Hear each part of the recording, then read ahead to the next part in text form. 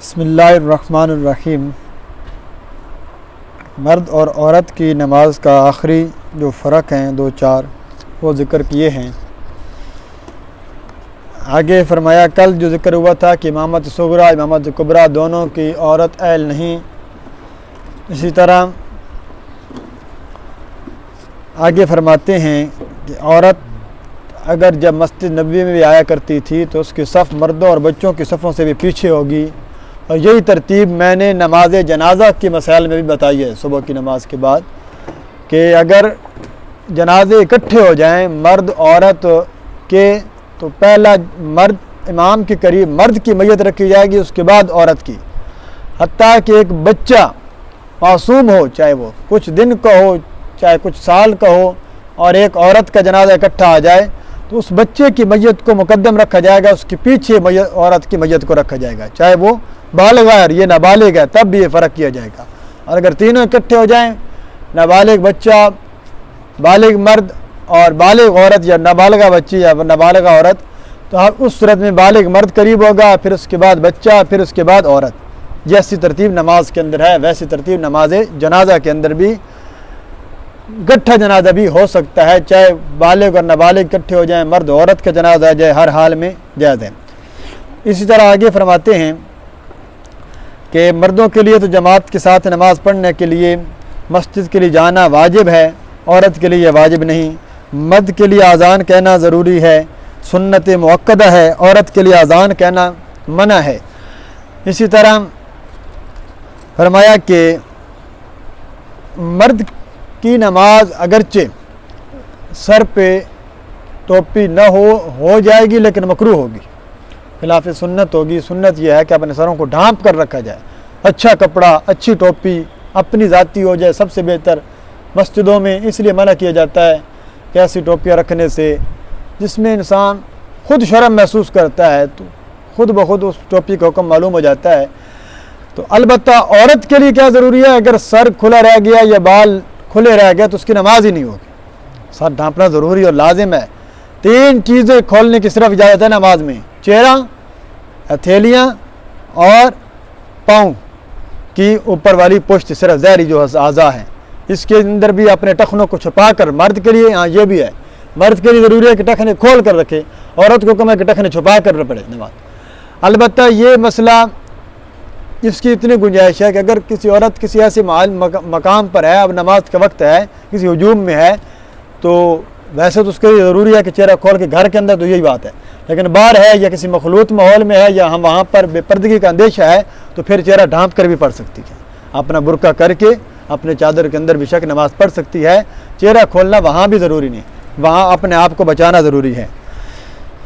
اسی طرح آگے فرماتے ہیں کہ مرد عورتوں کا امام بن سکتا ہے، عورت مردوں کی امام نہیں بن سکتی۔ امام اگر بھول جائے اور تو فرمایا کہ مقتدی کے لیے ہے کہ لقمہ دینے کا طریقہ وہ کیا ہے کہ پیچھے سے سبحان اللہ کہنا چاہیے۔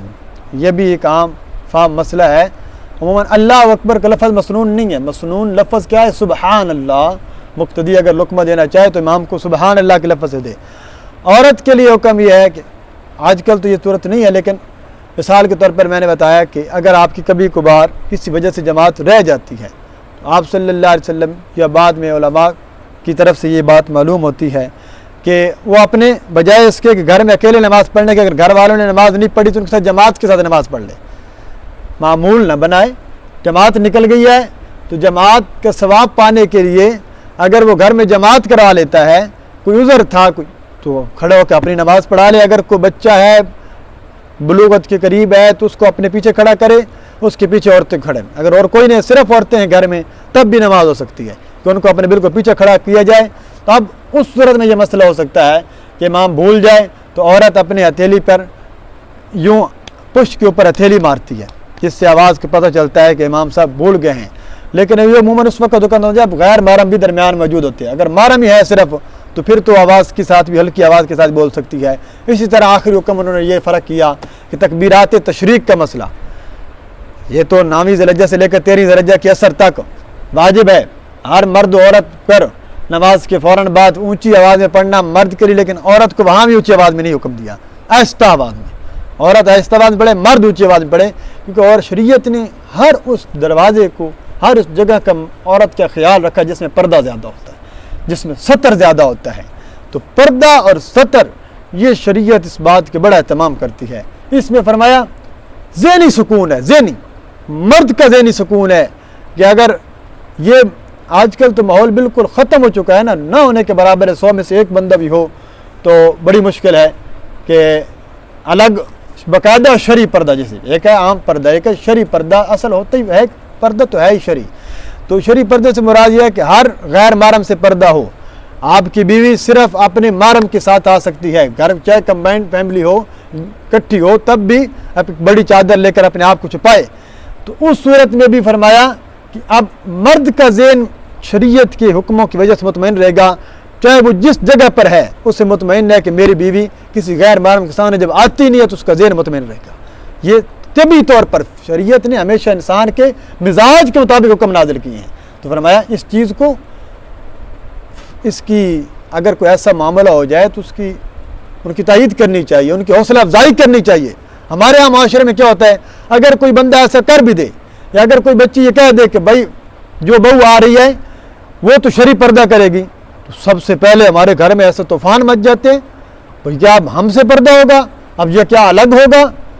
دو باتیں یاد رکھیے، عورت شادی کے لیے مرد جو بیوی لاتا ہے اس کو ایسا الگ کمرہ اور ایک الگ کچن کا جگہ جس کے اوپر وہ کھانا بنائے، الگ بیت الخلاء یہ دینا ضروری ہے، جس کے اندر شوہر کے ماں باپ بہن بھائی کسی کا کوئی حق نہ ہو، بالکل الگ ہو، جس میں کسی کو اس کو آنے کی روک ٹوک نہ ہو، کھانا پکانے میں اٹھنے بیٹھنے میں روک ٹوک نہ ہو، یہ دینا ضروری ہے اور یہ واجب ہے، یہ مرد کے ذمے ہے۔ نان اور نفقہ جسے کہتے ہیں، گھر دینا، خرچہ دینا، اتنا کم از کم ایک کمرہ، جس میں باقی تو الگ گھر تو ضروری ہے، ہم یہ کہتے ہیں کہ ماں باپ کو چھوڑ دو یہ، لیکن اس چیز کی دونوں طرف دیکھنا چاہیے، ایک طرف دیکھ کر اب مکمل طور پر اس کا حکم کی خلاف ورزی کر دینا یہ بھی جائز نہیں ہے، لیکن جو اس کے حقوق ہیں وہ بھی پورے کرنے چاہیے۔ اللہ تعالیٰ سے جو اللہ عمل کی توفیق عطا فرمائے۔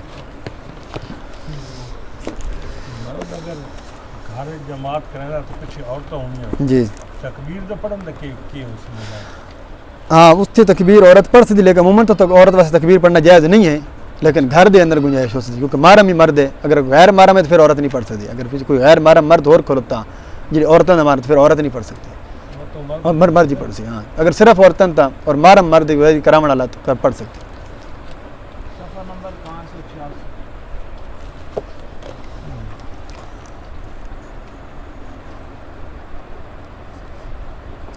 اس کے اندر یہ بھی ہے کہ دو مرد ہوں صرف تو وہ تو برابر آگے پیچھے نہیں کھڑے ہو سکتے، دائیں طرف کھڑا ہوگا مقتدی تھوڑا سا پیچھے ہٹ کر، لیکن اگر مرد اور عورت صرف دو ہی ہوں، خالی میاں بیوی ہیں یا کوئی بھی رشتہ ہے تو یوں وہ نہیں کھڑے، ان کے لیے حکم پھر بھی وہی ہوگا، چاہے ایک عورت بھی ہو تو وہ بھی بالکل پیچھے کھڑی ہوگی، ساتھ نہیں کھڑی ہو سکتی، یہ چاہے محرم عورت بھی ہو تب بھی اس کا حکم وہی ہے کہ وہ پیچھے کھڑی ہوگی۔ یہ صرف مرد کے لیے حکم ہے، اگر دو بندے ہوں تو قریب قریب جماعت ہوگی، اگر مقتدی دو ہو جائیں تو وہ پیچھے کھڑے ہو جائیں گے۔ دیکھیے جی 29ویں پارے کا آخری سبق ہے اور سورہ المرسلات کی بھی آخری آیات اور آخری رکوع ہے۔ نحمده ونصلي ونسلم على رسوله الكريم اما بعد فاعوذ بالله من الشيطان الرجيم بسم الله الرحمن الرحيم ان المتقين في ظلال وعيون وفواكه مما يشتهون كلوا واشربوا هنيئا بما كنتم تعملون انا كذلك نجزي المحسنين ويل يومئذ للمكذبين كلوا وتمتعوا قليلا انكم مجرمون ويل يومئذ للمكذبين وإذا قيل لهم اركعوا لا يركعون ويل يومئذ للمكذبين فبأي حديث بعده يؤمنون صدق الله العظيم۔ اللهم صل على سيدنا مولانا محمد وعلى آل سيدنا مولانا محمد وبارك وسلم ثم صل عليه۔ یہاں تک جو بیان تھا قیامت کی ہولناکی، جہنم اور صاحب جہنم جو جہنم کے اندر لوگ جائیں گے ان کی ہولناکی، ان کے اوپر آنے والے عذابات کا تذکرہ، انسان کی پیدائش، سارے مراحل کو اللہ ذکر کرنے کے بعد یہاں تک پہنچایا اور آخر میں فرمایا یہ ہے فیصلے کا دن، اس دن اللہ فیصلہ کرے گا۔ تمہاری کسی قسم کی کوئی چال اور کوئی تدبیر کام نہیں آئے گی. چال قید کہتے ہی چال کو ہیں. ایک تو اچھا لفظ ہے نا, یہ تدبیر کے معنی میں ہم تب کریں گے جب اللہ رب العزت کی نسبت کرے جائیں یا مومن بندہ تدبیر کر رہا ہے اپنے ایمان کو بچانے کے لیے, اپنی آپ کو بچانے کے لیے, اس کو کہتے ہیں تدبیر کی. اچھا, اور جو منافق یا کافر یا مشرک بندہ کرتا ہے وہاں لفظ قید استعمال ہوگا لیکن وہاں معنی چال کا ہوگا, جو تم چالیں چلا کرتے تھے. لیکن اللہ سب سے بہترین ہے تدبیر کرنے والا. اللہ کی تدبیر سے کوئی نہیں بچ سکتا. انسان جتنا مرضی ہو جائے, تو یہ تو ایمان ہے نا. حدیث میں بھی آتا ہے کہ ساری کائنات اگر کسی انسان کو نقصان دینے پہ جمع ہو جائے, جس بندے کو مارنا ہے, اس بندے کو تکلیف پہنچانی ہے, اور اگر اللہ اس بندے کے ساتھ ہے, وہ چاہتا ہے کہ ایسا نہیں ہو سکتا, ساری کائنات مل کر اس بندے کا بال بھی کبھی نہیں کر سکتی. یہ مومن کا ایمان ہے. یہ میرا اور آپ کا ایمان ہونا چاہیے. اسباب ضرور ہیں, لیکن جتنا زیادہ, بار بار میں ایک بات کرتا ہوں, جتنا زیادہ آپ کا اپنے رب کی ذات پر اعتماد اور یقین کامل ہوگا, اتنی اللہ آپ کی مدد بھی کرے گا, لوگوں کے دلوں میں آپ کو رعب بھی ڈالے گا. کوئی آپ کے خلاف ایسی حرکت نہیں کر سکے گا. تو یہ اپنے رب کے ساتھ, یہ تو بندوں کا تعلق ہوتا تھا نا, بندوں اپنے رب کے ساتھ. بہلول بزرگ بیٹھے تھے نا راستے کے اندر کسی جگہ, تو کسی نے پوچھا بھی کیا ہوا, کیا کر رہے ہو؟ کہتے ہیں بندوں اور اللہ کی صلح کرا رہا, اللہ اور اس کے بندوں کے درمیان صلح کروا رہا ہوں. تو پھر کیا ہوا؟ کہتے ہیں اللہ تو مانتا ہے لیکن لوگ نہیں مانتے. لوگوں کو کہتا ہوں آ جاؤ بھائی رب کو راضی کرو, میری کوئی بات ہی نہیں سنتا. پھر کچھ دن گزرے تو دیکھا کہ بہلول قبرستان بیٹھے ہوئے, اور پھر وہی حلیہ ہے. یہ ہارون الرشید کے زمانے کے اندر ایک اللہ والے بزرگ گزرے ہیں, حضرت بہلول. تو پھر پوچھا بھی حضرت آج یہاں کیا کر رہے ہیں؟ کہتے ہیں وہی کام کر رہا ہوں, بندوں اور اللہ کی صلح کرا رہا ہوں. تو اب کیا ماجرا ہے؟ کہتے ہیں اب بندے تو مانتے ہیں لیکن اب اللہ نہیں مانتا. اللہ کہتے ہیں اب وقت ختم ہو چکا ہے. اب بندے کہتے ہیں کہ بہلول صلح کرا دے, اب بڑی ضرورت ہے, اب سب رشتے ختم ہو چکے ہیں جن کے لیے سب کچھ کیا تھا, لیکن اب رب نہیں مانتا. رب کہتا ہے اب جو کچھ کرنا تھا انہوں نے دنیا میں کرنا تھا, جب آخرت میں نہیں کر سکتے. انہوں نے تو ہارون رشید کو وہ رولایا تھا نا, حالانکہ بڑا بادشاہ ہے ہارون رشید, بڑا عقل مند ہے, چھڑی دی ہے. بہلول کو کہتا ہے بہلول یہ کسی بے وقوف بندے کو جا کے دے دینا. بہلول نے اپنے اس چوگے کے اندر جا کر چھپا لی. بڑا عرصہ گزر گیا, پتہ چلا بادشاہ کے اوپر آخری وقت آ چکا ہے. آیا, آ کر پوچھتا ہے بادشاہ سلامت, کیا ہوا ہے, کہاں جانے کا ارادہ ہے؟ یہ ایک سفر پہ جا رہا ہوں. کہ اچھا واپس کب آئیں گے؟ اللہ والے تو ہوا جو پاگل, اب میں تجھے کیا بتاؤں, یہ بڑا لمبا سفر, یہاں سے واپس نہیں آنی. اچھا پھر یہ بتلاؤ آگے کیا انتظام ہے؟ کوئی محلات, کوئی گارڈ وغیرہ بھیج رکھے ہیں؟ آپ کی تو سواری گزرنی ہوتی تو مہینہ سواری تیاری ہوا کرتی تھی, کیا انتظام کر رکھے ہیں؟ کہا بہلول یہ تو قبر میں جانا پڑتا ہے, آگے تو کچھ انتظام نہیں. اس نے اپنے جبے سے وہ چھڑی نکالی, ہارون الرشید کو پکڑا کے کہتا ہے میں نے اپنی زندگی میں بڑے بڑے لوگوں کو دیکھا ہے, ہارون الرشید تیرے سے بڑھ کر بے وقوف انسان میں نے نہیں دیکھا. اور دنیا میں ایک شہر سے دوسرے شہر جانا ہوتا, پورے شہر کے اندر اعلان ہو جایا کرتے تھے بادشاہ سلامت نے گزرنا ہے, راستے صاف کر دو, اگلی جگہ ٹھیک کر دو. اتنے لمبے سفر پہ جا رہے ہو اور کچھ بھی نہیں لے کر جا رہے, کوئی محل نہیں بنایا. اس وقت ہارون الرشید کی آنکھوں میں آنسو آئے. اس نے کہا ہم تو تجھے پاگل اور دیوانہ سمجھا کرتے تھے, در حقیقت واقعتاً کامیاب اور عقل مند تو ہے جس نے اپنے اگلے محلات بنا رکھے, ہم دنیا کے محلات بناتے رہے. آقا دو جہاں نے فرمایا تھا نا الکیس من دان نفسہ وعمل لما بعد الموت. عقل مند تو وہ ہے کون جو اپنی موت کی فکر کرتا ہے اور آنے والی زندگی کے لیے عمل کرتا ہے, اور بے وقوف انسان وہ ہے جو کرتا تو شیطان کی پیروی ہے اور کہتا ہے اللہ کی امیدیں بڑی لمبی لمبی ہیں, رب معاف کر دے گا, دیکھی جائے گی. بھئی رب بھی معاف کرے گا لیکن حرکتیں بھی, اعمال بھی کچھ اللہ والے کرنے چاہیے. آئیے جی دیکھیے, اب متقین بندوں کی صفات ہیں, صرف ترجمہ ہے, اس کے اندر کوئی لمبی چوڑی صفت نہیں ہے, تفصیل نہیں ہے. فرمایا ان المتقین فی ظلال و عیون. پیچھے آپ جہنمیوں کا تذکرہ سن چکے, پیچھے آپ اللہ کے گناہ گار بندوں کا تذکرہ سن چکے. آؤ اب میرے سے ڈرنے والے لوگوں کا تذکرہ سنو, ان کو خوشخبری دے دو. ان المتقین, بے شک جو تقوی والے لوگ ہیں, المتقین جو اللہ سے ڈرتے رہتے ہیں, बचने वाले कहाँ होंगे? फी ज़िलालिन, वो सायों के अंदर, सायों के अंदर होंगे, व उयून, और चश्मों के अंदर होंगे। एक साया आपने कल भी पढ़ा सुना, जहन्नमी जो होंगे वो भी तो साए में भागेंगे, लेकिन वो साया उनकी किसी काम नहीं आएगा। ये तो अल्लाह के अर्श का साया होगा, ये जन्नत के बागात का साया होगा। और फरमाया वहाँ पर चश्मों के अंदर वो मज़े कर रहे होंगे। अब ये नहीं, आगे सुनो, व फवाकिहा मिम्मा यश्तहून, और उन मेवों के बागात में होंगे, उन मेवों के अंदर होंगे, मिम्मा यश्तहून, जो वो चाहेंगे, मिम्मा यश्तहून, जो वो चाहेंगे। इससे बढ़कर अल्लाह क्या कहते हैं? दुनिया में पूरी रूए ज़मीन का भी कोई बादशाह हो ना, उसकी भी हर ख्वाहिश पूरी नहीं हो सकती। ये दुनिया का कानून है। जितना बड़ा बादशाह क्यों नहीं है, लेकिन उसकी हर बात और हर ख्वाहिश पूरी नहीं हो सकती। जन्नती ये वो इंसान होगा, अल्लाह का नेक बंदा, जिसकी हर ख्वाहिश पूरी की जाएगी। जन्नती जो चाहेगा, अल्लाह फरमाते हैं जो तुम मांगोगे हम अता करेंगे। अब जन्नत में पहुंच चुका है, इकराम मोमिनीन हो रहा है जन्नत के अंदर। युकालु लहुम, उनको कहा जाएगा, कुलू वशरबू, खाओ और पियो, हनीअन, खाओ और पियो से भी बात पूरी हो चुकी थी। खाओ पियो, जन्नत है, जन्नत की नेमतें हैं। अल्लाह कहते हैं नहीं, खाओ और पियो हनीअम, मज़े ले लेकर। मज़े ले लेकर क्यों?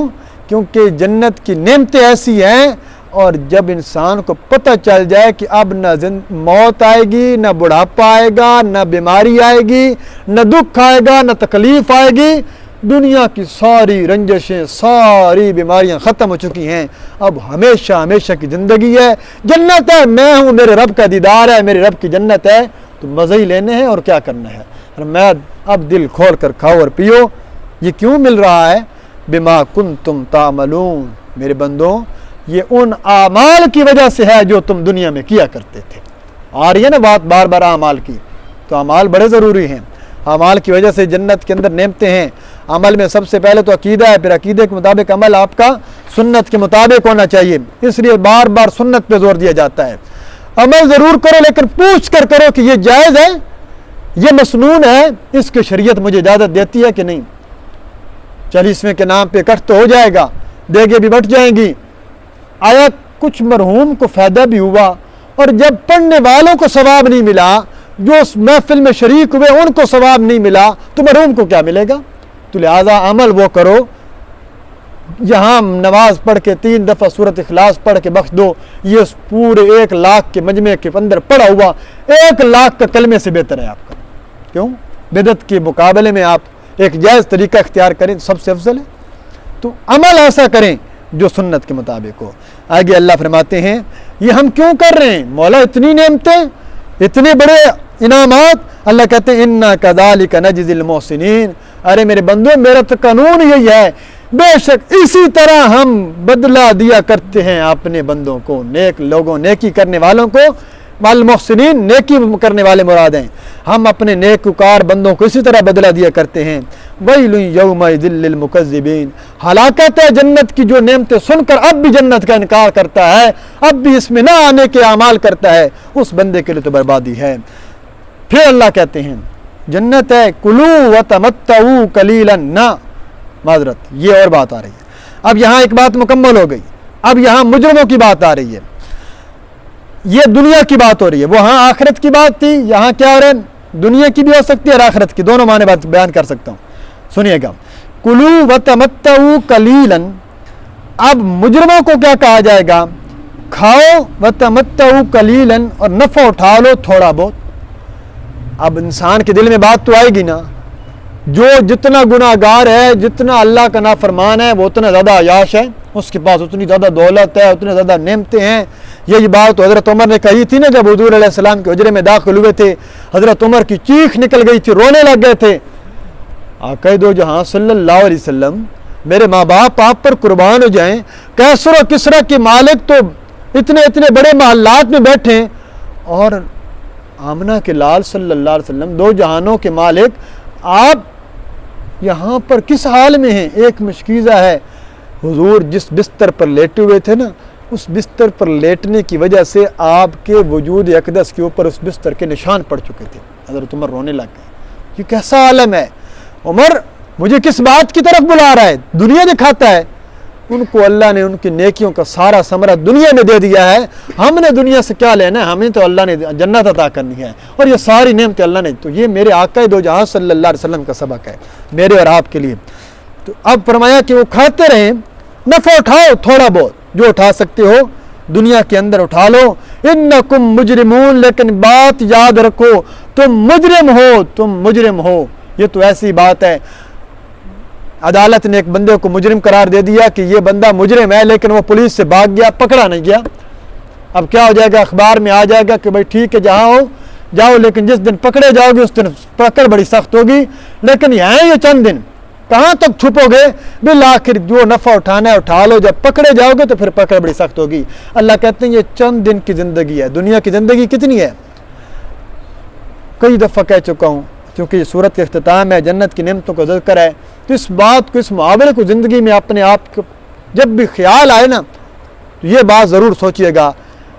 50 60 سال 70 سال 80 سال 100 سال 120 سال عمر کیوں نہ ہو جائے, ایک طرف یہ سال ہے اور ایک طرف وہ جہان ہے, پھر وہ جنت ہے.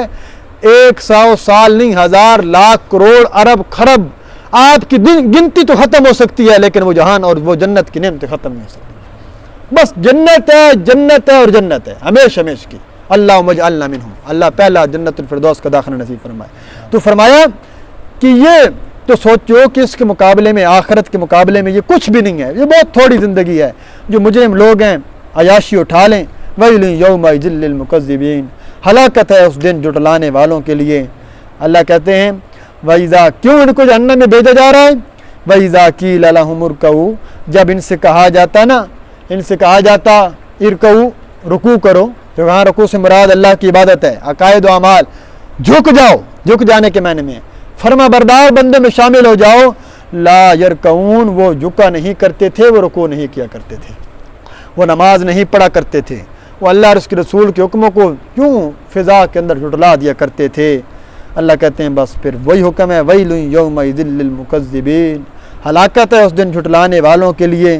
اب اللہ آخر میں کہتے ہیں فَبِأَيِّ حَدِيثٍ بَعْدَهُ يُؤْمِنُونَ, پس ساتھ کون سے کلام کے اس کون سی بات کے بعد وہ ایمان لائیں گے.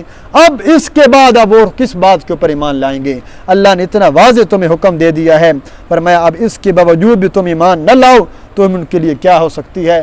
ان کو اپنی حسرت ہوگی جو قیامت کے دن ان کے کسی کام نہ آئے گی, ان کا کوئی عذر پیش نہ ہوگا, ان کی کوئی سفارش نہیں کر سکے گا. تو یہ دنیا کی زندگی, اس کا آخرت اور جنت کے ساتھ آپ تقابل کریں تو کوئی اس کی حیثیت ہی کوئی نہیں ہے. تو فرمایا بس اپنے آپ کو نیکی کی طرف راغب کریں.